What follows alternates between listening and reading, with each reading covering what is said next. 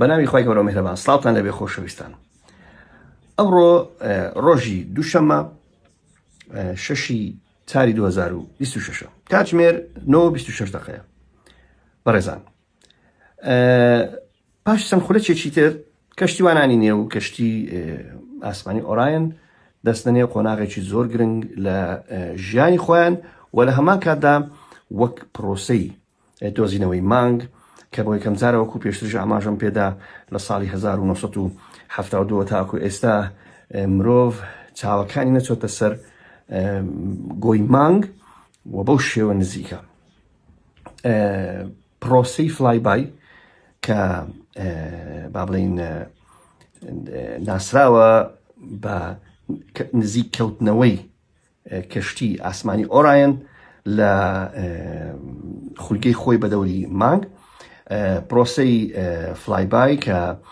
بۆ یەکەم جارە لە ساڵی 1972ەوە ئەنجام دەدرێت،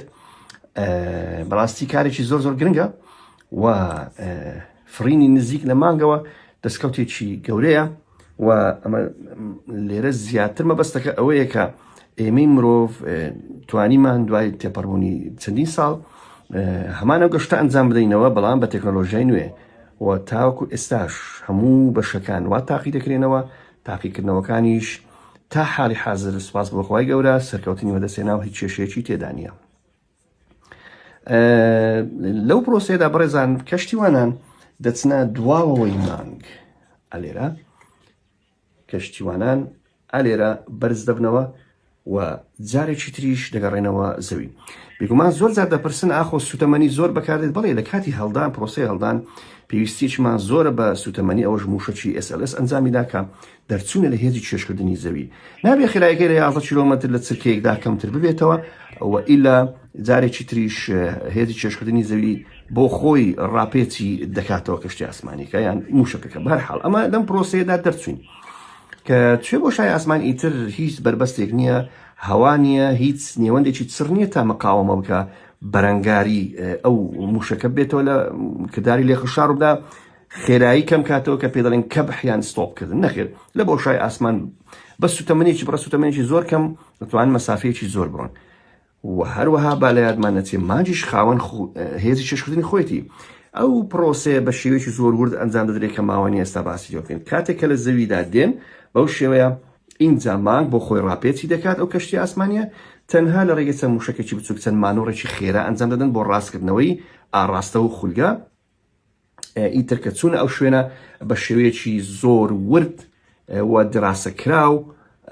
بە دەوری مانگدا دەخولێنەوە و کاتێک کە دەردەچن لە دیوەکەی تر بەرز دەبنەوە و دوور دەکەونەوە لە خولگەی خۆیان. ئەو کات بە بڕێکی زۆر کەمی سوتەمەنی وەرگرتنی ڕێڕەوی خۆی ئینجا زەوی با بڵێن کەفیل دەبێ بۆ ئەوەی هێزی چێشکردنەکەی بەهێزە کەشتیەکە بۆ خۆی ڕاپێچ دەکات. ئەو کاتی پێویستمان بە سوتەمەنیی زۆر کەم دەبێ و ئینجا بە سیستەمی پەڕاشوتی و بە پرۆسەیەکی زۆر ورد کەشتیوانان ئینشاڵڵا دوای نزیکەی 5 ڕۆژی تر دەگەنەوە نێو بەرگە هەوای زەوی. کەواتە ئێمە سوود لە هێزی چێشکردنی مانگەوە وەردەگرین بۆ ئەمەلیەتێکی فیزیایی کە پێ دەڵێن تەسارع، خێراکردن ئەو کەشتیە خێرا دەبێ و سوود لە هێزی چێشکردنی مانگ وەردەگرێ بۆ ئەوەی نزیک بێتەوە لێو و خولێک بە دەوری نەک خولێک بەڵکو فرینێک بە دیوەکەی پشتەوەیدا ئەنجام بدات و جارێک تر کە بەرز بۆوە زەوی بۆ خۆی ڕاپێچی دەکاتەوە.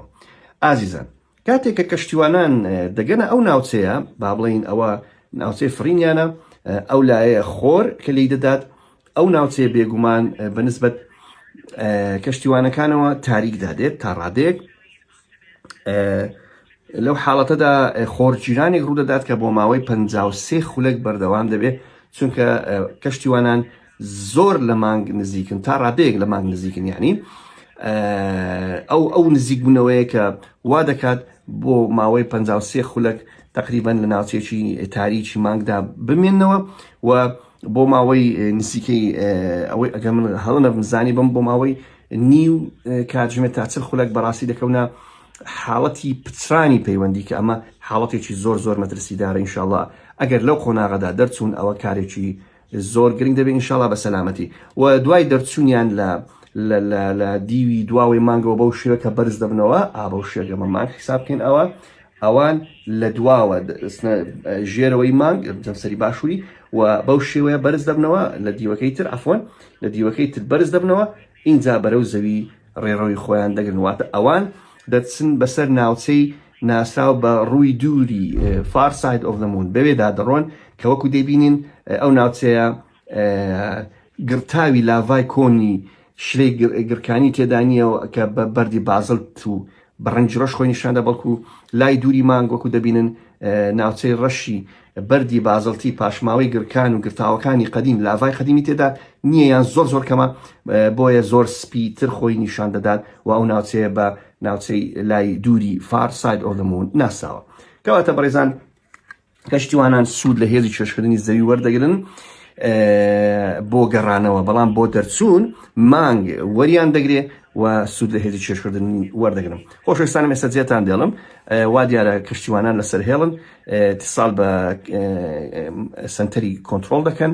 لە بنکەی کێنەدی و ئینشاء الله کە کاتێک دەستنێ و خاڵی فلای بای لە 92 دقیقە ئەو کاتە پرۆسەکە دەست پێ دەکات و بەبییر تا دێنەوە کاتژمێر 2 شەو بە کاتی هەرێمی کوردستان واتە هەفتی چواری 2026 کاتژمێر 2 بەیانی دەگەنە نزیکترین خاڵ بەردەوام دەبن لەگەڵتان ئێوەش لەگەڵم بن خواتان لەگەڵ